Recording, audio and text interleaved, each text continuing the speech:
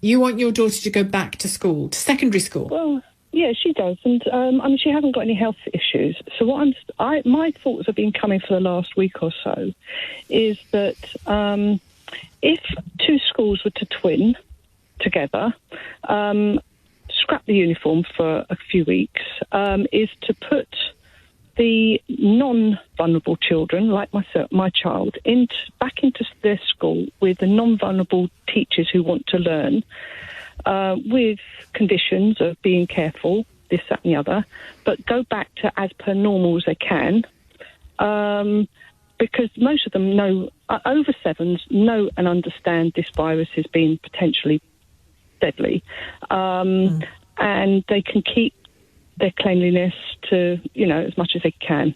But then the other twin of the school will be with the vulnerable children or the vulnerable ones from a vulnerable family with vulnerable teachers.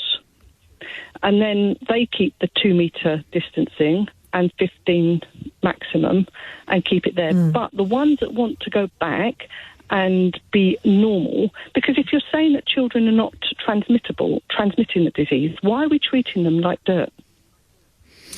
I don't think anybody's treating children like... Well, Angela, nobody's treating children like dirt, and it isn't clear whether they transmit or not. That's the problem. But should we kind of just... I'm happy to send my daughter into, not as a guinea pig, but she would like to get back to as normal as possible, but not, keep the social distance into as much as you can, but not like rules in taped up, this, that and the other, never able to teach, touch a friend or anything like this.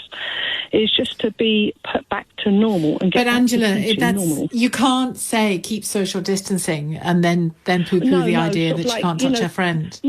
The thing is, say like when you go to supermarkets, there's people there that are not doing the 2 metre rule. They walk by you. That's what I'm saying. Or just even if they meet a friend during this lockdown, because my daughter's been, at home, not mixing, and this other friend, I'm happy for them to meet. So if it gets to the stage of, they won't be infecting each other because they've not been into. Well, they can now meet. They can meet.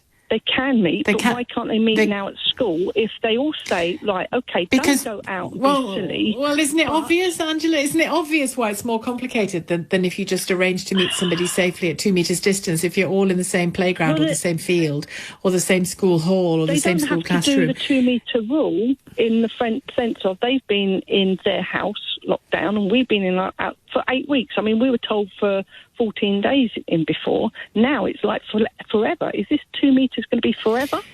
Because yes, but if I don't, with respect, I don't. Well, with respect, I don't think you're thinking beyond the issue of just two individual girls. If the girls go back to school, and I know for secondary students that's not it yet, but if the girls go back to school and hang on, and their parents go back to work, and dad is going into an office, and mum is getting on the tube, and then they all come back home in the evening, you cannot vouch for that 8 weeks of quarantine because it is over. Their parents are going back to work anyway because they're old enough to look after each other. Do you see what I mean? If the mother has to go back to work and the dad has to go back, someone. In. Sorry? Yes, they can still infect someone who can then infect your daughter, who can then infect you, who can then infect other people.